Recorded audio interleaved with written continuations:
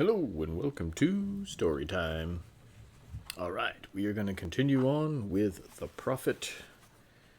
And here we go with chapter 5, I believe. Alright.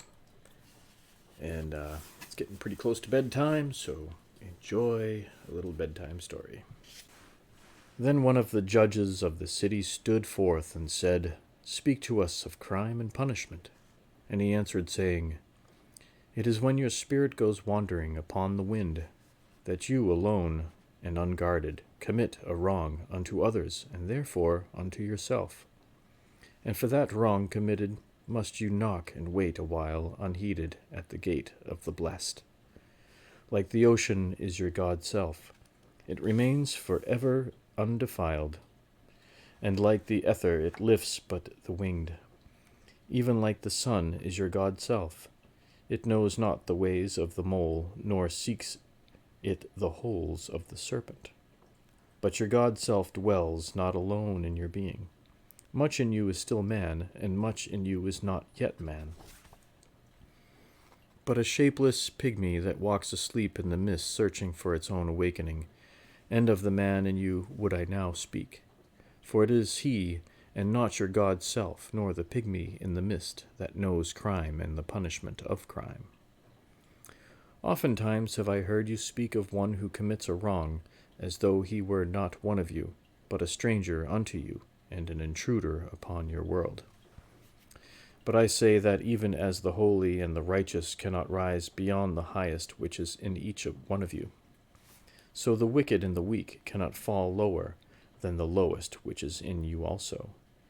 And as a single leaf turns not yellow, but with the silent knowledge of the whole tree, so the wrongdoer cannot do wrong without the hidden will of you all. Like a procession you walk together towards your God self. You are the way and the wayfarers. And when one of you falls down, he falls for those behind him, a caution against the stumbling stone. Aye, and he falls for those ahead of him, who, though faster and surer of foot, yet removed not the stumbling stone. And this also, though the word lie heavy upon your hearts, the murdered is not unaccountable for his own murder, and the robbed is not blameless in being robbed. The righteous is not innocent of the deeds of the wicked, and the white-handed is not clean in the doings of the felon. Yea, the guilty of oftentimes the victim of the injured, and still more often the condemned is the burden-bearer for the guiltless and unblamed. You cannot separate the just from the unjust, and the good from the wicked, for they stand together before the face of the sun, even as the black thread and the white are woven together. And when the black thread breaks, the weaver shall look into the whole cloth, and he shall examine the loom also. If any of you would bring to judgment the unfaithful wife, let him also weigh the heart of her husband in scales, and measure his soul with measurements. And let him who would lash the offender look unto the spirit of the offended. And if any of you would punish in the name of righteousness, and lay the axe unto the evil tree, let him see to its roots. And verily he will find the roots of the good and the bad, the fruitful and the fruitless, all entwined together in the silent heart of the earth. And you judges who would be just, what judgment pronounce you upon him who, though honest in the flesh, yet is a thief in spirit? What penalty lay upon him who slays in the flesh, yet is himself slain in the spirit? And how prosecute you him who in action is a deceiver and an oppressor, yet who also is aggrieved and outraged? And how shall you punish those whose remorse is already greater than their misdeeds? Is not remorse the justice which is administered by that very law which you would fain serve? Yet you cannot lay remorse upon the innocent, nor lift it from the heart of the guilty. Unbidden shall it call in the night, that men may wake and gaze upon themselves. And you who would understand justice, how shall you unless you look upon all deeds in the fullness of light? Only then shall you know that the erect and the fallen are but one man standing in twilight between the night of his pygmy self and the day of his god self, and that the cornerstone of the temple is not higher than the lowest stone in its foundation. Then a lawyer said, "But what of our laws, master?" And he answered, "You delight in laying down laws, yet you delight more in breaking them, like children playing by the ocean who build sand towers with constancy and then destroy them with laughter. But while you build your sand towers, the ocean brings more sand to the shore, and when you destroy them, the ocean laughs with you. Verily, the ocean laughs always with the innocent. But what of those to whom life is not an ocean, and man-made laws are not sand towers, but to whom life is a rock, and the law a chisel with which they would carve it in their own likeness? What of the cripple who hates dancers? What of the ox who loves his yoke, and deems the elk and deer of the forest stray and vagrant things? What of the old serpent who cannot shed his skin, and calls all others naked and shameless? And of him who comes early to the wedding feast, and when overfed and tired goes his way, saying that all feasts are violation and all feasters lawbreakers? What shall I say of these save that they, too, stand in the sunlight, but with their backs to the sun? They see only their shadows, and their shadows are their laws.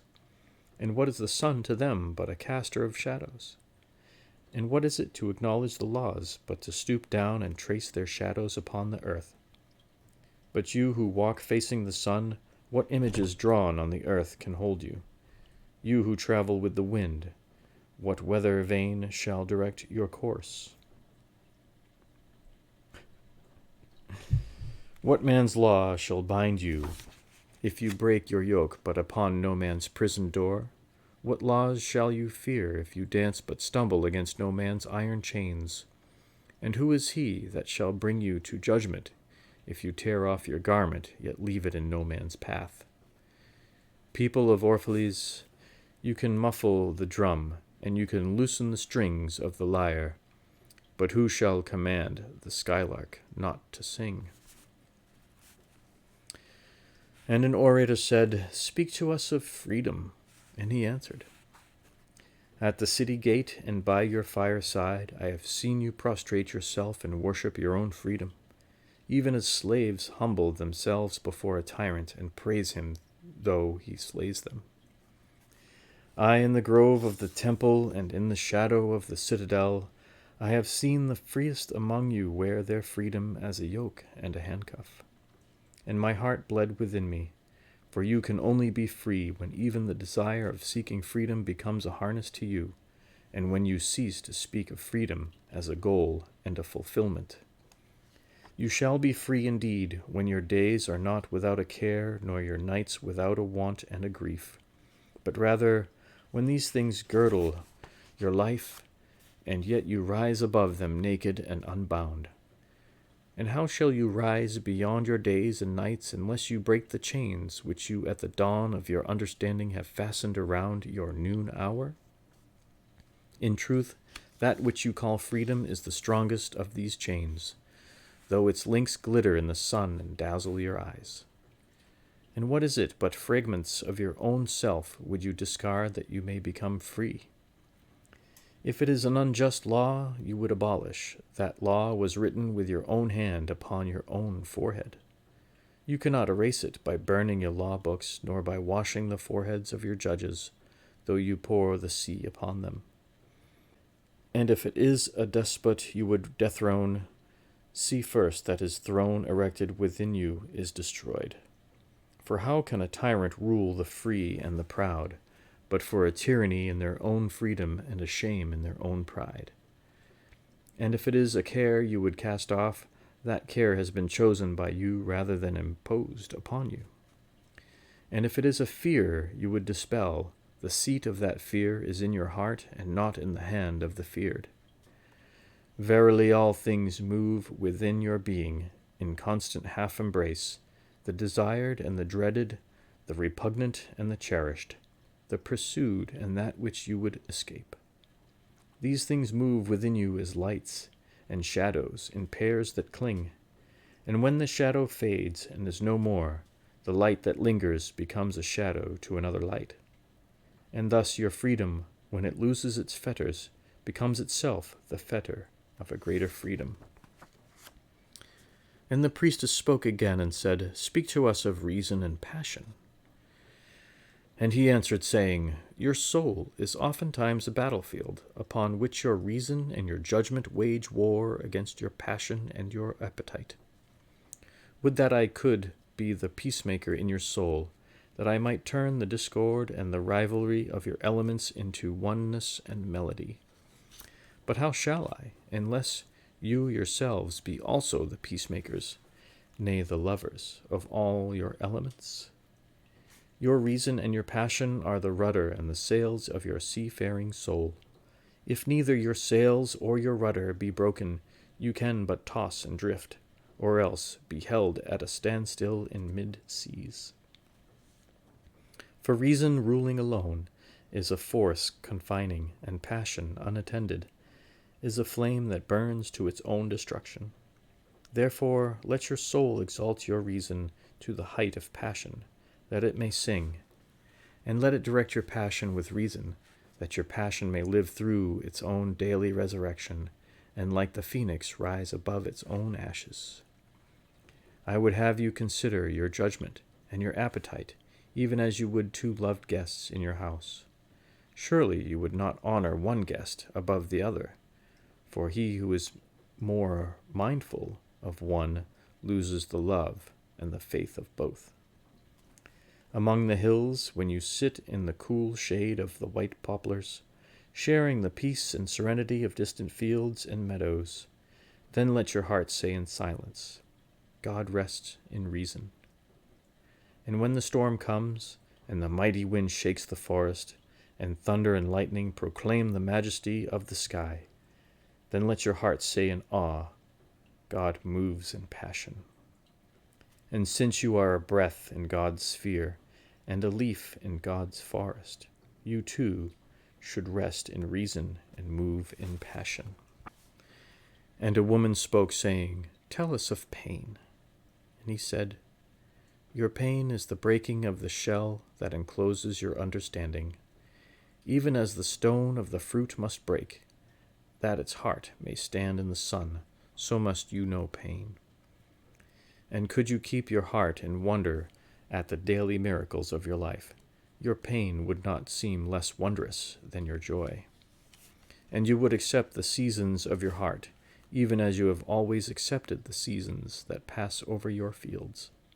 And you would watch with serenity through the winters of your grief. Much of your pain is self-chosen. It is the bitter potion by which the physician within you heals your sick self. Therefore, trust the physician, and drink his remedy in silence and tranquility. For his hand, though heavy and hard, is guided by the tender hand of the unseen, and the cup he brings, though it burn your lips, has been fashioned of the clay which the potter has moistened with his own sacred tears. And with that, we conclude this chapter. And to all, a good night.